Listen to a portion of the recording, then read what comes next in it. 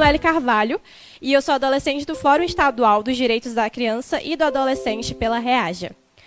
A violência sexual contra crianças e adolescentes é uma realidade muito triste e silenciosa que muitas vezes acontece dentro de casa, nas escolas, nas redes sociais e que deixa marcas profundas em quem sofre. Quando participamos de seminários como esse, falamos sobre os nossos direitos, quando ouvimos e acolhemos nossos colegas que passam por qualquer tipo de violência, em especial a violência sexual, dizemos ao mundo: nós sabemos o que está acontecendo e não iremos mais aceitar o silêncio. Estar aqui nesse evento significa ter espaço para falar, para propor soluções, para exigir que a escola, a família e o poder público nos ouçam de verdade. Sempre ouvimos que somos o futuro, mas a verdade é que somos o presente, e é agora que nós precisamos agir. Precisamos de mais proteção, mais canais de escuta, mais confiança. Precisamos de mais espaço como este seminário, onde a nossa voz não seja só ouvida, mas valorizada e respeitada. Que cada criança ou adolescente aqui presente possa sair com a certeza de que pode mudar sua realidade, sua escola e sua comunidade. E que juntos podemos construir um mundo onde nenhuma criança ou adolescente precise mais ter medo.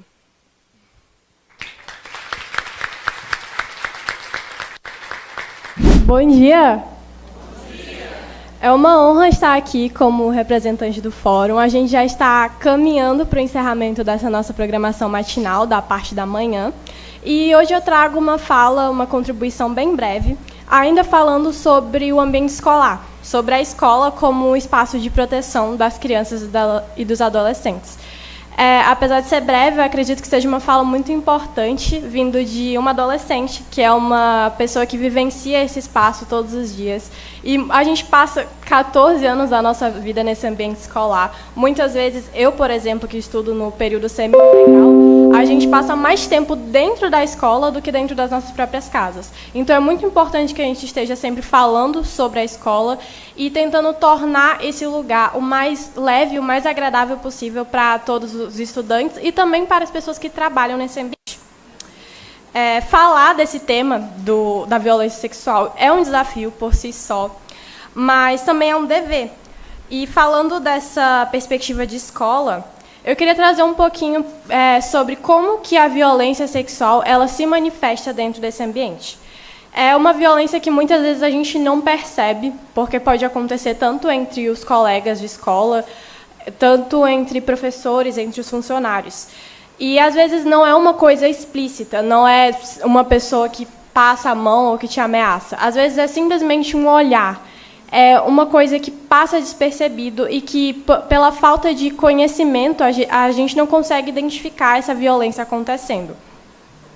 A escola ela deveria ser um lugar seguro para a gente, para os adolescentes e para as crianças, mas muitas vezes não é. Porque as pessoas que estão na gestão, as pessoas que trabalham naquele ambiente, às vezes não cumprem o papel que deveria nessa proteção dos adolescentes.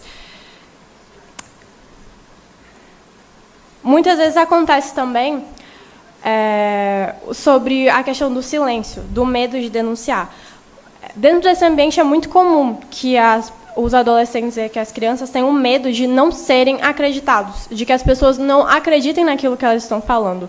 E é uma coisa que eu, como representante do Grêmio Estudantil da minha escola, já presenciei muito, porque apesar da gente estar sempre ali lutando para ser ouvidos, como eu falei, as pessoas que deveriam estar ali para ouvir, para acreditar, para proteger a gente, muitas vezes são as pessoas as primeiras a deixarem aquilo ali por debaixo do pano, a não se manifestar quanto a isso. Às vezes por medo de manchar o nome da escola, ou até mesmo de perder o emprego, digamos assim.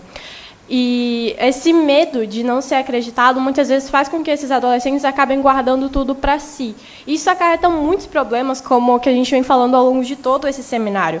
Às vezes é pela questão da vergonha também. O que os meus colegas, o que os meus amigos vão falar sobre isso? Ou às vezes até mesmo pela falta de apoio dos pais, da família, que esses casos acabam ficando omissos. Ou também pela falta de canais confiáveis, de lugares onde esses adolescentes possam se expressar e serem ouvidos de verdade, que isso não seja algo que vá ficar de lado. O que dói, muitas vezes, para esses adolescentes não é nem a violência em si, aquele momento que aconteceu, mas, às vezes, é muito mais a falta de apoio que acontece depois do ocorrido. Que esse adolescente, que essa criança, acaba não tendo o apoio que deveria, não sendo ouvido da forma que deveria. E isso acarreta um trauma muito maior. Falando sobre o protagonismo, eu queria trazer um pouco sobre o Grêmio Estudantil, que é o principal, se não o maior órgão de representação dos estudantes dentro do ambiente escolar. E eu também sou representante do movimento estudantil. E esse é um canal que muitas vezes é visto como só um lugar onde os estudantes fazem festinhas, fazem interclasses, jogos, mas esse também é um lugar de muita importância, porque os adolescentes eles se mobilizam, eles se unem por uma causa, que é a causa dos estudantes. E, através do Grêmio Estudantil, que a gente pode ver ultimamente uma grande mobilização em várias escolas, tanto particulares, quanto estaduais, municipais, a gente vê esses Grêmios Estudantis se mobilizando e eles tratam dos mais diversos assuntos que acontecem dentro desse ambiente escolar, não deixando de fora, é claro, a violência sexual ou os problemas psicológicos que os alunos enfrentam dentro da escola. E alguns exemplos de ações que os Grêmios Estudantis podem realizar, ou que até mesmo eles já realizaram, que com uma breve pesquisa a gente consegue ver bastante sobre o assunto, são campanhas educativas, rodas de conversa sobre o assunto, cartilhas, murais informativos, apoio a colegas em situações de violência, que às vezes você nem precisa fazer muito, às vezes só de você estar ali, ouvindo o seu colega, disposto a ajudar ele, disposto a levar ele para um lugar onde as autoridades possam tomar as devidas providências, já é o suficiente. O Grêmio Estudantil ele é um agente de transformação, e quando ele se posiciona, quando a gente fala, quando a gente se organiza, o ambiente ele muda. Também, o Grêmio Estudantil também pode atuar através dos conselhos escolares, de reuniões pedagógicas, de grupos de apoio que podem acontecer tanto presencialmente como através das redes sociais. E esse olhar atento, como eu havia mencionado, né, de colegas que notam, às vezes nem de falar, às vezes só de você perceber que o comportamento do seu colega mudou, você já consegue tentar conversar com aquela pessoa. O que está acontecendo? Está precisando de ajuda? Participação em fóruns, audiências públicas ou até mesmo seminários como esses, que são seminários de extrema importância para que esse assunto ganhe mais visibilidade, denúncias encaminhadas com o apoio de redes de proteção e parcerias com grêmios de outras escolas. Às vezes as escolas se unem para fazer projetos em parceria, ou com instituições governamentais, ou com organizações, com as ONGs, né? Ou até mesmo instituições religiosas, que a gente sabe que muitas vezes as instituições religiosas realizam um papel que o próprio governo não realiza nesses aspectos. Os adolescentes eles têm não só a capacidade, mas eles têm a sensibilidade e a coragem para enfrentar esse tipo de problema. Então, é muito importante que os adultos, que as pessoas que estão em uma posição de poder, se coloquem no lugar de ouvir. Porque um adolescente, ele muitas vezes não é colocado como uma pessoa que ainda não consegue pensar muito bem, que não consegue se organizar muito bem. Mas a gente sabe que quando os adolescentes se unem, através dessas instituições como o Grêmio, na escola, ou até mesmo em outras instituições, os adolescentes eles conseguem um poder e uma força muito grande. Ainda tem muita coisa que precisa ser melhorada, é claro, e é por isso que nós estamos aqui, para expor um problema e para propor as melhorias. E um exemplo disso é a falta de formação dos profissionais da escola para lidar com o tema. Eu venho de uma escola que nem assistente social a gente tem, imagina psicólogo. Então, é uma situação assim, muito grave, porque esse tipo de situação ele não tem um tratamento adequado. A gente tem ali os professores, que muitas vezes são os professores que eles se colocam nesse lugar de ouvir, de ajudar os alunos, mas esse não é o papel do professor. É claro que quando ele se coloca nessa função, ele vai ouvir, ele vai presenciar esse tipo de situação, e é claro que ele tem que ajudar, mas esse não é o papel do professor, de estar ali servindo de psicólogo para o seu aluno. E quando a gente tem essa ausência de profissionais capacitados para cumprir essa função, fica um déficit muito grande na escola, porque o aluno não sabe a quem recorrer quando essas coisas acontecem. Falta de canais claros de denúncias, como também já havia mencionado, o medo de retaliação dentro da escola, que foi uma coisa que eu também já presenciei, quando o próprio diretor da escola, ao invés de ajudar, ele falou: não, você só interpretou essa situação errado, não foi bem assim. Isso vindo de um professor para uma aluna. E também o acesso à informação, que é uma ausência muito grande. Já imaginou se todos os alunos, todos os estudantes, eles pudessem ter acesso a eventos como esse, né? A eventos onde eles podem se conscientizar, podem aprender mais. Isso não é uma coisa que acontece. Às vezes, no máximo, vai alguém ali, entrega uns panfletinhos sobre o assunto e é só. A gente não tem educação sexual nas escolas, e principalmente nas escolas de educação infantil.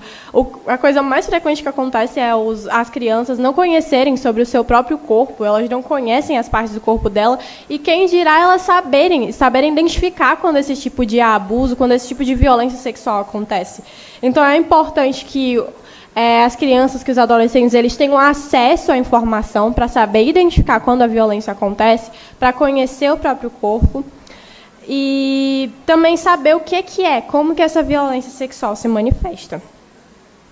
E eu gostaria de encerrar uma fala bem breve, como eu falei, fazendo um apelo, uma reflexão com vocês, porque é uma coisa que eu observei ao longo desse meu trajeto na escola, no Grêmio Estudantil, sobre...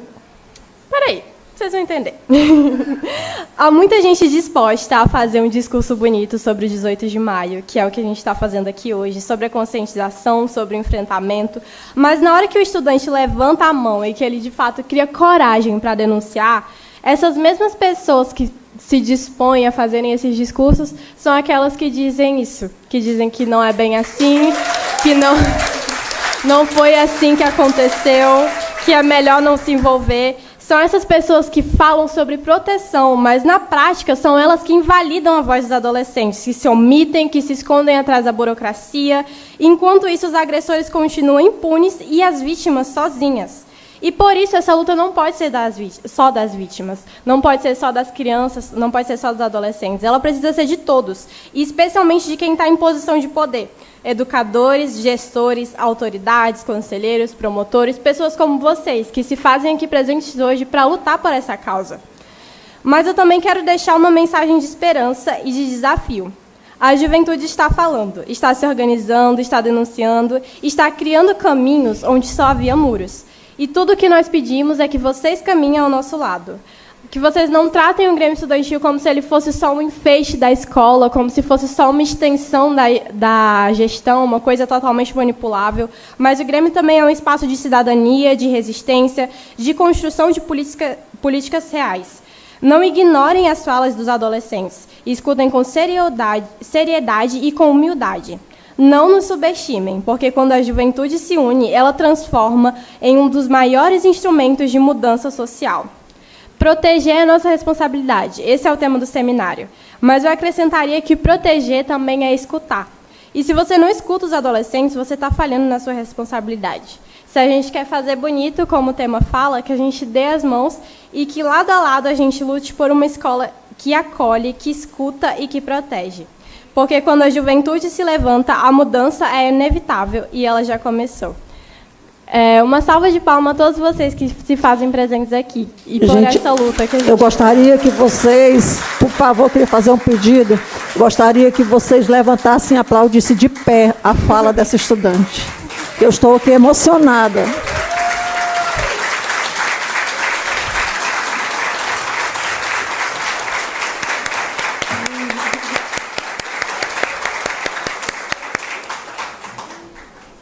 Parabéns, eu estou emocionada com a sua fala, com a sua participação.